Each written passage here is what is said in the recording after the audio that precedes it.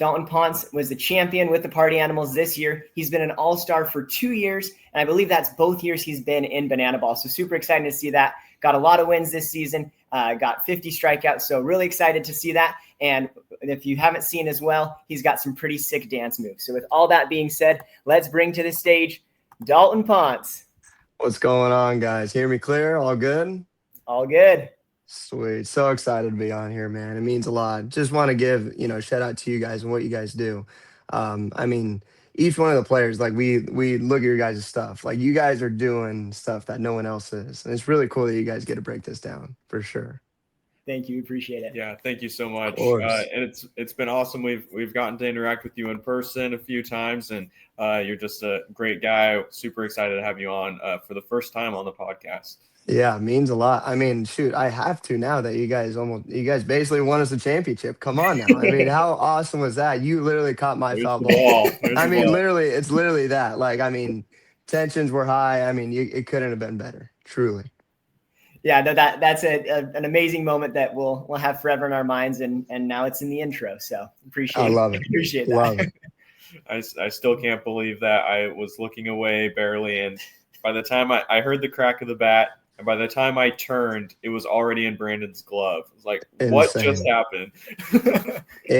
Insane moment. I mean, it couldn't have been any better. Like 8th inning, like over here, like that's like going throughout the tour, you know what I mean? And like getting into like the championship game, like that's the Mecca. That's the game you want to be in, and have that happen, to you guys was just so cool. So cool to see, for sure.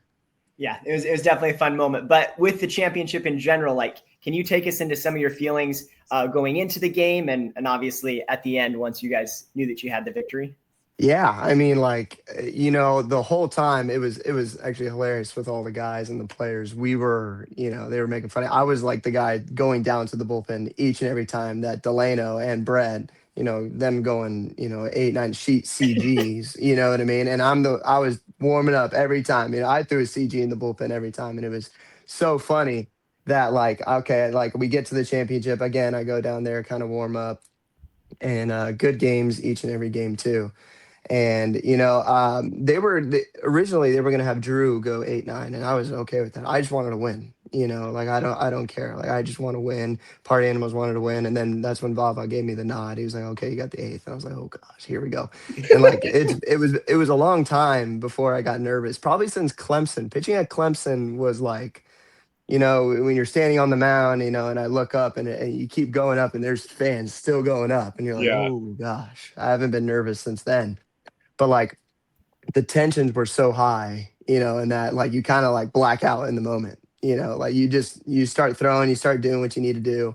It's good transition to Banana Ball because it makes you not think. And I think that's one of the most important things that it's taught me is I don't think when I throw. It's nice because it's so quick. We have to pitch every 6 seconds, like we're going. But yeah, I mean, to win that with the fellas and to do the champagne shower, like, my mom and dad always say, like, I get to live that for the rest of my life. I get to say I get a champagne shower, champagne burn in the eyes with the fellas. You know what I mean? Like I could live with that, for the rest of my life. It was super cool to experience. Yeah, that is awesome. You guys were really dominant for most of the season. What went into this season? Like what goes into a championship season? Yeah, I mean, from the get-go, like, with last year, I don't think we performed, the way we should have and the way we wanted to the year before. And, we came in, with a little bit of vengeance, a little bit of like, okay, let's hit the ground running now that, we have a championship. We have something, to look forward to. And it's like, oh, that, as I said, the tensions were high towards the end, even with like the Dalton Cornette homer, like how could you make you can't script that, you know what I Yeah. mean? And but yeah, to build that caliber, I mean, you have, leaders all over the team when it comes to the Party Animals. Me jumping in there 2 years ago, I always like say I had to build a foundation for myself to be one of the guys that, to be the old reliable going into the bullpen where they need to be a starter or whatever. Delano, Brett, Tanner, all these guys, Andy coming in big time. All these guys on the field that they're able to, round up the troops and get going. You Skull, Reese. I mean, you got countless guys that have endless experience in Banana Bowl. And it's cool too, a lot of new guys now, with the draft and all that stuff. But like these guys have been there, they've done that. They understand. And to build that team, I it relies on team chemistry. Like I think that's one of the main things that, teams tend to overlook and they just, go with raw talent, but it takes a little bit more than that when it comes to Banana Ball. You have the full, you have the 6-2-2s, you got the walk-ups, you got, being from to the field 8 a.m. to midnight every single time, behind closed doors. It's tough on the body. So, but these guys, they were able to build that, caliber and start like straightforward right from the get-go till the end, so we stay consistent, and that's what we need to do, and we did that. Yeah, so like along those lines with the team chemistry, like what are your thoughts going into next year knowing that 95% of the team is exactly the same? Yeah, I mean, like going off, we have talked countless times about the draft. Like, oh gosh, here's the draft, here it comes. Nerve-wracking for sure. Like, it was very, very nerve-wracking, even for someone that, is amazingly fan voted. But like, you're looking at, my roommates, my teammates, my guys that could be left off or drafted or whatnot. But it's a breath of fresh air to know that, we have our team back. And that's like what Vava said before, like if it ain't broke, don't fix it, like it's very simple strategy for us. We are the team to beat, and it's cool. It's cool to be that team. That's what everyone's trying to beat us. You know what I mean? Everyone wants to try to beat us and try to win. And but the good thing about it is like we, with Vava and like what he did, keeping our guys. Like people like our fans were so nervous. For people like Bronny, Ryan, Brady, Nate, like all these guys that were these cuss guys, like they wanted to be back with us. It was a relief for every single one of us. Like we just wanted our guys back, and that's what Vava did, and it was really cool to see him go and get his boys, even like Dylan Porter, like a guy like that, they coming back in, but it sticks with the team chemistry, and that's what Vava did. So it was a great strategy, like what I thought too. So I got to ask this. Were you aware before, like going into the draft, that was going to be Coach Vava's strategy, or were you kind of surprised when he started drafting all the guys back?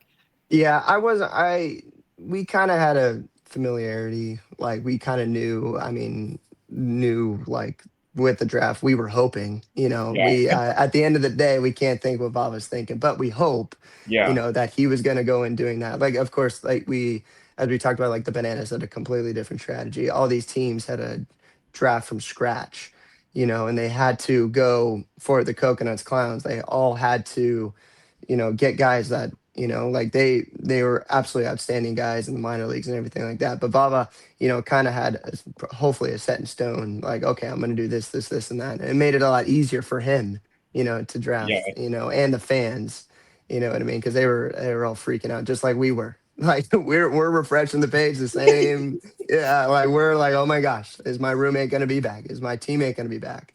Watching the thing all live. So we were in the same boat. So which is a good thing. Awesome. Yeah, no, I know that there's like a breath of like relief once Bloomer went first, and then you got Peter Holden and Dustin Baber, and like everyone as we were going through, and that's like, oh, this is what he's gonna do. Okay, this exactly. Is nice. It was a great, like, okay, like, all right, let's get our guys back. I mean, what we did last year. I mean, how could we not? For sure. I have a question from the chat regarding this. So Julia asks, were you super relieved to be fan franchise? Can you like take us into the moment when you found that out? Yeah, I mean, like there was a lot of juggle in the air. There was a lot of like, oh my gosh, am I going to be fan franchise? Am I not?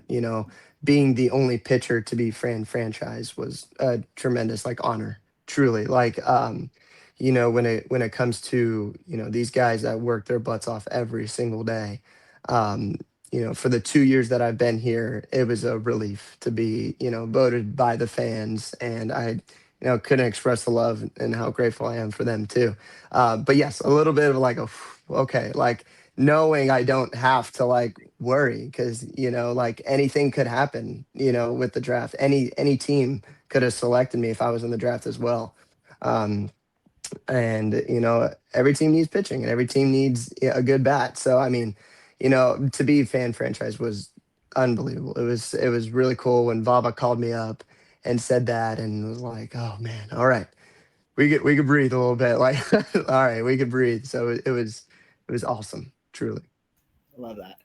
We had a couple guys on after those fan franchise announcements happened, and Zach Bridges had yeah, it was Zach Bridges. He said that his parents were like out campaigning for him, like getting votes and everything. Did you have any campaign strategies for the fan vote? Yeah, I'll tell you what, guys, I did not. There was something about I didn't with when it comes to being wanting to be fan voted and all that stuff. Of course, everybody does, you know. But I mean, there was a guy, I forgot his name. He posted it was a really good like strategy. It's not voting for the guys that you already know that were in. It's voting for the guys that are kind of on like the edge, the kind of like are the cusp guys. And I love my fan base. I love what we're able to build and stuff. So yeah, I just kind of just posted a story, and I was talking with Delano, who I love Delano so much, but he's a lot. But I mean, like we were talking about, like we kind of knew he was safe, Brett, along with Andy. So like that strategy of they're like, okay, like we kind of know, like kind of on the edge, like hopefully I'll be that 11th guy. And thankfully it was, but I didn't have any sort of strategy. Just posted on Instagram, hoping that I would, and it did, and all the dominoes fell right.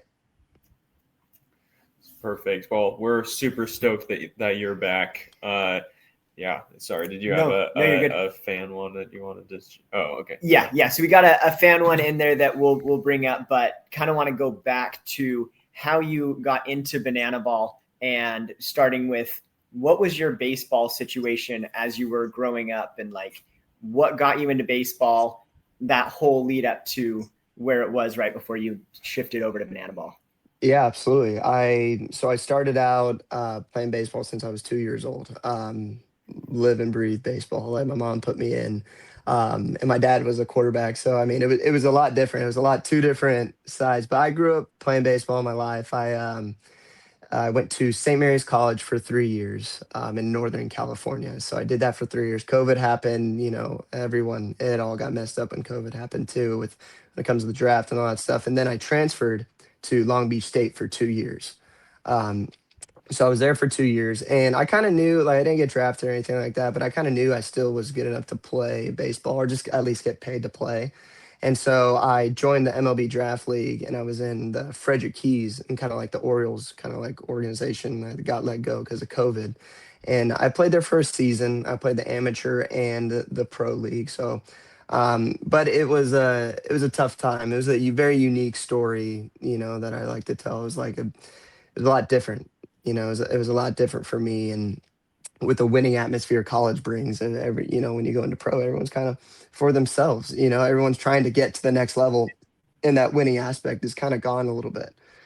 So it was hard for me to kind of transition into that, and I was after that, I kind of tipped my cap to baseball. I was ready to move on and to be done. And sure enough, like the last game, I told my coach, "Hey, just let me go. This is it for me. Let me go." Through 9 innings, 1 run, like literally like 12 Ks, unbelievable outing. Like literally like storybook. I mean, all my teammates knew I was done at the Frederick. We're all crying. Like we're all like, this is like, how could you be done? And I'm like, yeah, this is it, man. Like this is gonna be it. And then that's when, our recruiter Barry, he DM me on Instagram, and I was like, oh, at first I was like, it was so funny now. I was like, oh well, I called him up, and I'm like, look, I'm not like the shirt off kind of dancing kind of guy you're looking for. Sure enough, right now that I am, I'm with Jake Lealios doing all the fun dances. But he's like, just come try out, just come try out. I was like, okay. And I had no recollection of like Banana, like I had no connection. I was at the CPL. I didn't know anybody. I was like literally just like going in blind. Like I was just the new guy. And I had a really good tryout here in California 2 years ago, And I thought I was going to make like one of the new teams, like or the Firefighters or like or whatever team that was going to be new. Like I did very well. And then sure enough, Barry and Vava called me up, and it was hilarious. I met Vava in the bathroom of that tryout. And he'll tell you that. Like I literally met him in the bathroom, washed my hands. I was like, oh, hey, coach, how you doing? Oh, what's good? So, but I was like, wow, I was going to be on like the main team, the party animals. I'm going to do it. I'm going to play in MLB stadiums. And it was a shock, for me. And, I feel like I got in at a good time, and the rest is history. So that's kind of like the storyline of how I kind of got into it. I love that. We had a question that goes along with that. So like, what was your understanding of Banana Ball before this? I know you said you didn't have any CPL connections, but did you know who the Savannah Bananas were before Barry messaged you, or what was your experience like there? Yeah, I saw it kind of like on Instagram and stuff like that. I'd be laying in bed and I would see like a 622 or 322 and be like, huh. Like, and the first thing was like this. I knew it was a summer ball team, but I knew they wore kilts. That was the only really thing that I was like, oh wow, they're the kilt team, huh? Interesting. And at the time, like you're just like you never heard of it. Like they totally revamped themselves. And as like Barry told me, I'm gonna be at like kind of the tail end of like, all right, it's gonna skyrocket. Like we want you to join, and it was really cool to be a part of it now. You know what I mean? And kind of to have that foundation be like a solidified banana ball player. It's awesome. It's truly like with the following I built, from the ground up. I didn't have a TikTok coming into this. I didn't have really an Instagram, and connected with all those guys and Tanner, and I actually got to see the Bananas play in I want to say I think he was in New Jersey at Trenton, New Jersey, and I saw him play, and I saw Tanner, I saw Chase, saw Delano, and that's when I was with the Frederick Keys, and that's kind of the only time I was like, whoa, I could think I could do this. I think I could. And all the teams were like, yeah, we think you could do this. Bonds fit right for you. I was like, I think I can. I think I could do it. And then sure enough, I did it. So. Yeah. Did the recruiter Barry, did he ever tell you like, how did he find you? Like, did you ever hear that story at all? Yeah, he I mean basically like after my outing, it was kind of a little bit on Twitter, and stuff like that. And I think he just like kind of saw some videos of me and did some research of me and reached out, did research of me in college and called all my college coaches and stuff. Um and yeah, so I mean, he kind of reached out there and probably saw me play in the draft league a little bit, and I think Taj as well. He also played in the draft league too. So like, kind of like that's kind of like where maybe he likes to see guys and stuff like that, because we're young and we don't know if we're going to continue independent ball or not, and because it's a hard life. But I mean, this life is, I mean, to me, 10 times better.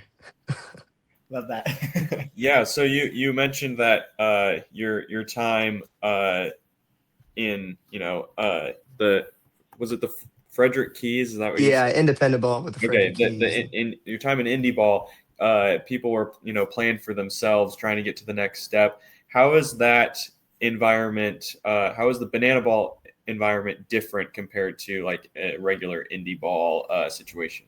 Yeah, when you talk about a 180, it's about a 180 as it gets. Like incredible. Like I started to watch some games. I started to really like. I was like, okay, if I'm going to be serious about this, I want to go full. So I had a full Average Joe's for my favorite movie of all time, Dodgeball.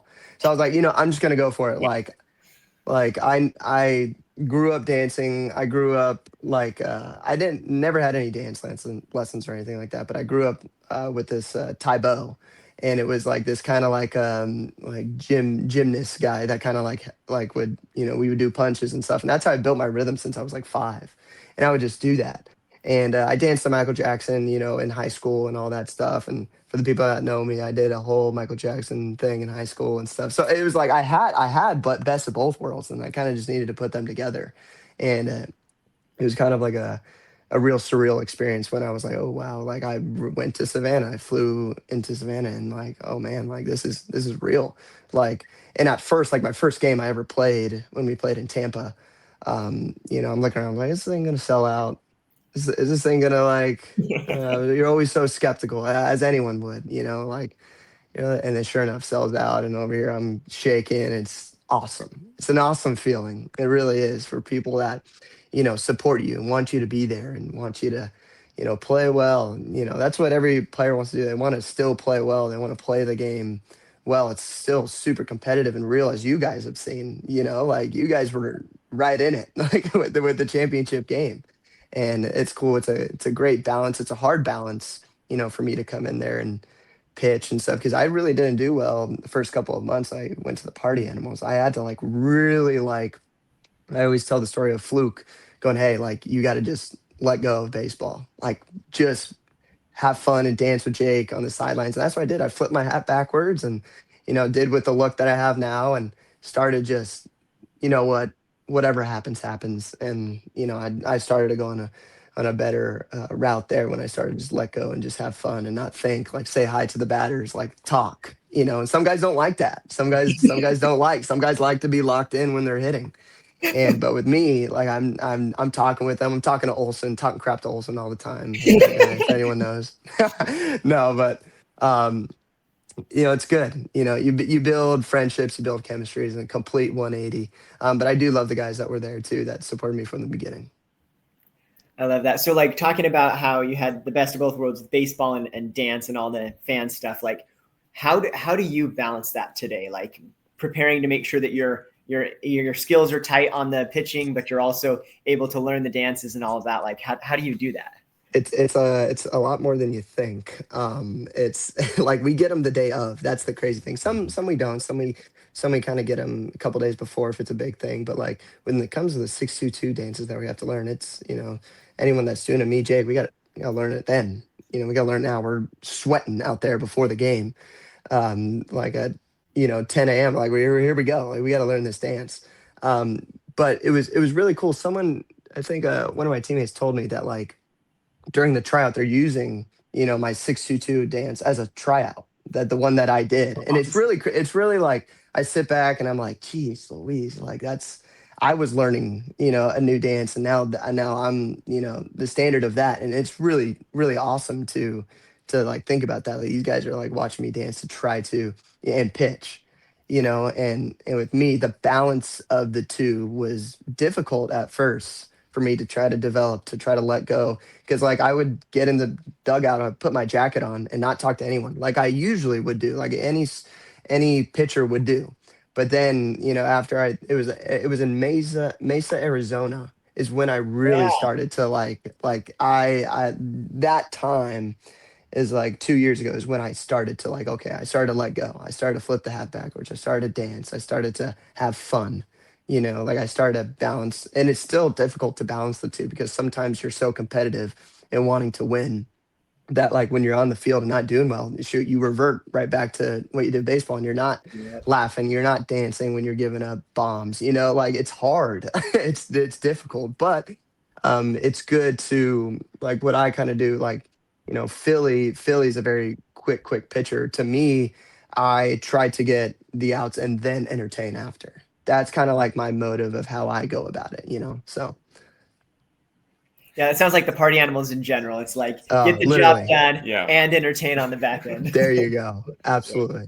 That's perfect. Well, so your journey with Banana Ball has taken you to some amazing stadiums, amazing venues. We wanted to throw this stat at you. I don't know if you've seen this from CBS Sports today, but they posted something on their Instagram that we thought was awesome.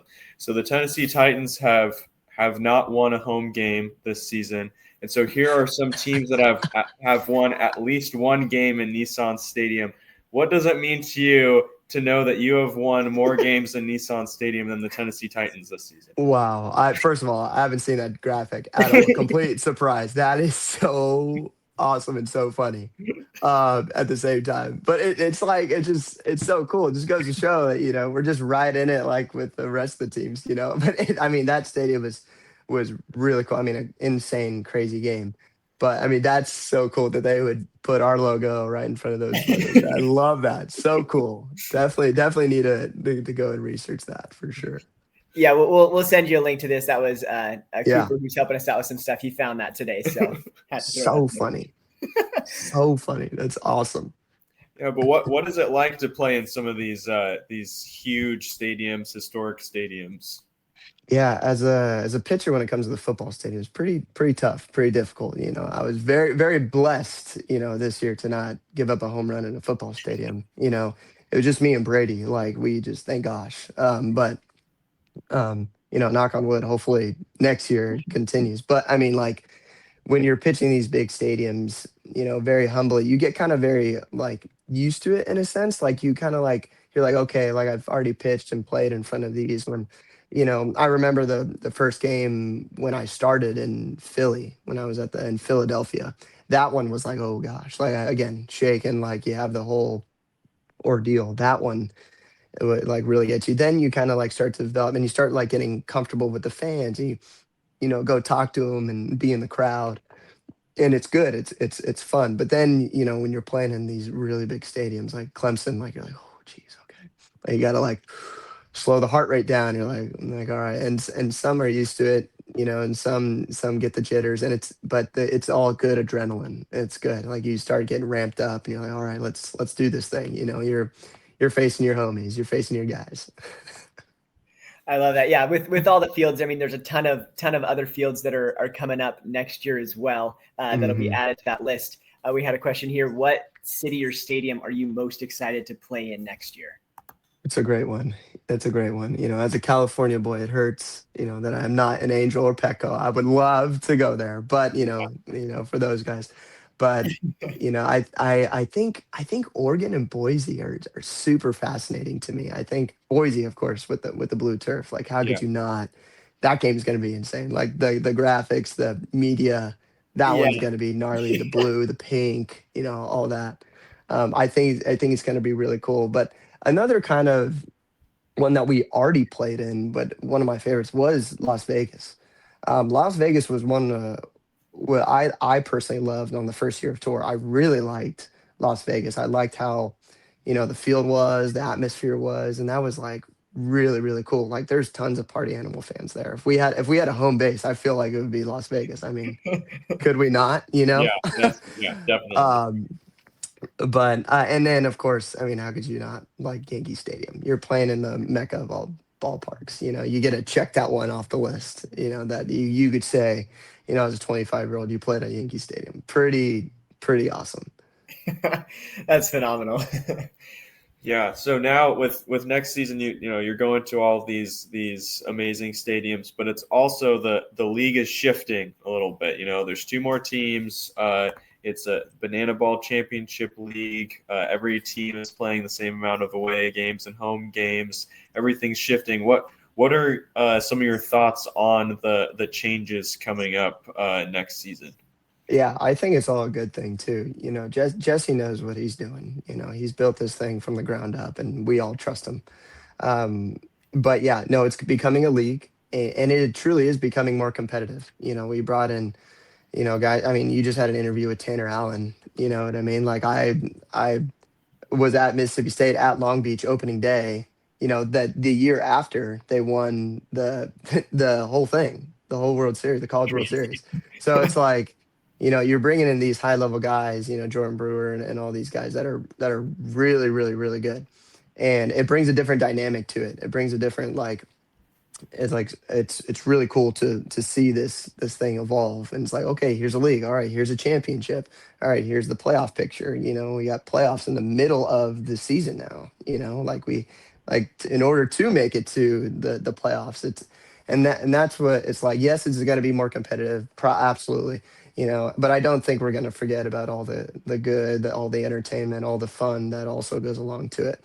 Like it's going to be more of like playoff s. Like we're going to have roles. We're going to have, within the other time we kind of just like went with the show and kind of did that and had our roles and we kind of knew what we were doing. But now it's like, all right, we're here to win. Like we got a series to win. This next. All right, well, we got the coconuts here. Oh shoot, okay. We got the clowns. Oh man, they're on a 5-game win streak. That's what goes into the mind that you guys are now going to cover. Now you got the standings. Now you got, oh shoot, who's going off this week? Oh man, whoa, he hasn't give up a run. That's the cool thing you guys get to see. It's like, oh man, you've been tracking it now. Now you got added 2 more teams with great players, and you have the 4 existing teams with also great players. And now each and every one. Now you're like the standings, and it's like, oh shoot, okay, oh wow, they're 2 games back. Oh, it gets fun. It's gonna get fun. Yeah, we're super stoked to do it. We were making our own standings and everything, trying to Yeah.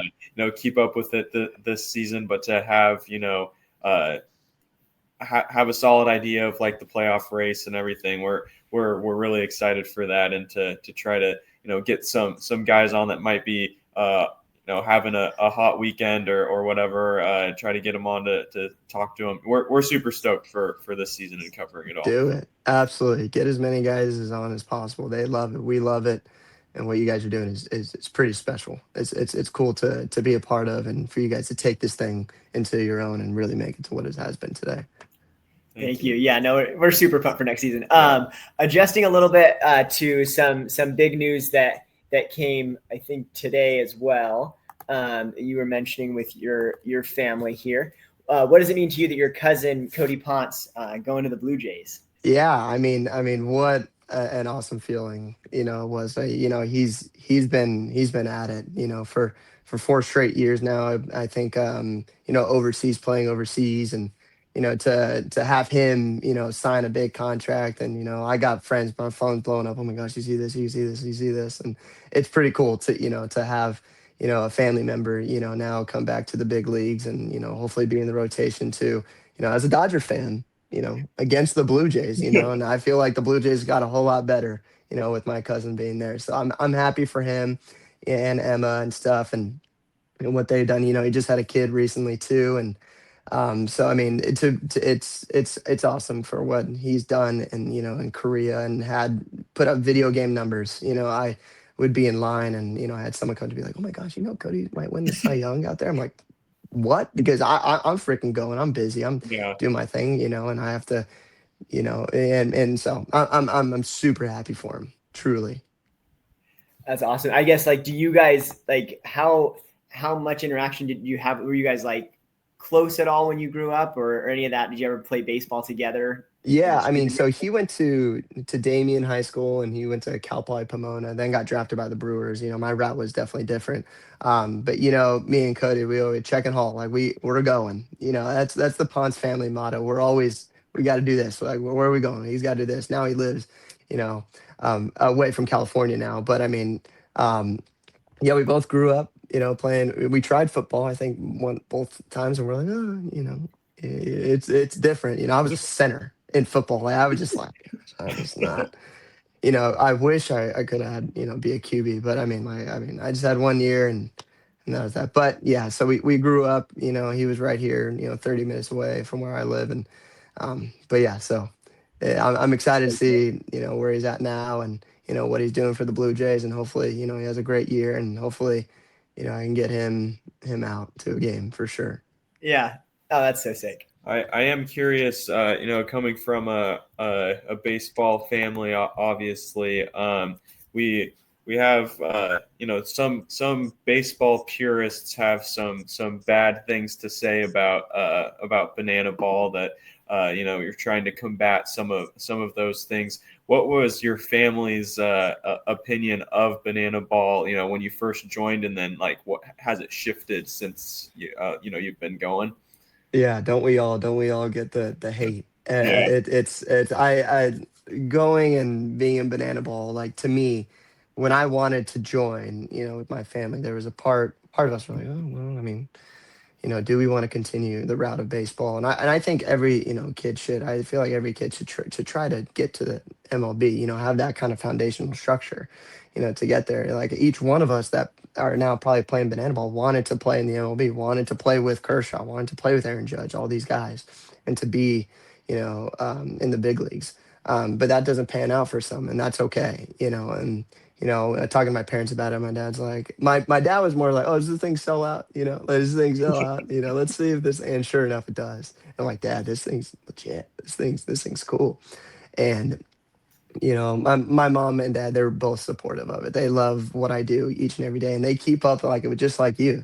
You know what I mean? Like, I love looking at all the stats. That's just who I am. I love looking at all the just, okay, well, I got 4 more innings. Maybe I could do that, which is good and bad, but like on the mound, you don't think about any of that. And, And so, yeah, it's definitely with all the purists out there, there's always going to be hate, but that's good publicity. Any publicity, but it's good publicity. And the party animals, the bananas, they've been hated on so much. They've been it's been like, oh gosh, like there's here we go there with the bananas, but that's okay. And you kind of just like laugh, and you start to get you're like, okay, dude, like come on. You start to laugh about it. You start to just like, all right, with all the hate, we get and all that. I mean, it's all fun, because they hate it because, and you watch it be like, have you ever like seen a game before or anything? No, no, I don't want. Okay, well, there you go. Like, I mean, right then and there, you haven't seen it. And each time, like, even when I'm in kind of like signing in lines, they're like, whoa, you guys are like really good. And we're like, yeah. Like, Yeah. we're not, like, like, we're not Sunday league guys. Like, these guys are compete, Jake Skull hitting bombs everywhere. Like, everyone's like wanting to do well. Like, we want to play at a high level. And so, but yeah, no, it's cool to for all the haters that are just out there. It's like, we just laugh at them, we're like, all right, like, okay. You kind of just be like, okay, when a coach tells you to do something, or I always like it, it's like a coach tells you to do something, you're already doing well.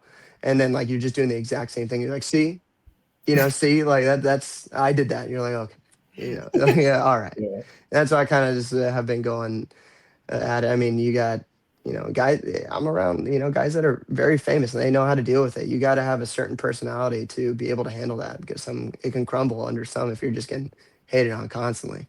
But you're around guys that are around you that want to be a part of it and to help you out. So I love that. I wish we could keep on going for forever, but we're coming up a little bit close to time here. I do have a question in the chat that I want to hit for sure before we end here, from Christina. What has been the highlight of your banana ball career, if you could gosh pick just dang, one? man. I mean, Hard question. What a great question. All right, so I'm gonna give you a little. I think one of my alongside baseball, like the baseball itself was great. And I've had a lot of great outings where I loved it. But I think one of the most hilarious ones to me, like if I had to pick one that kind of stands out from aside from a baseball standpoint of doing well in baseball, but the All-Star game, last year, there was a video that blew up from the Clemson doing the backflips, right? And then we had our 622.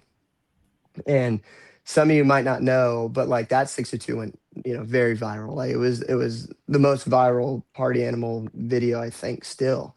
The party animals put on TikTok only.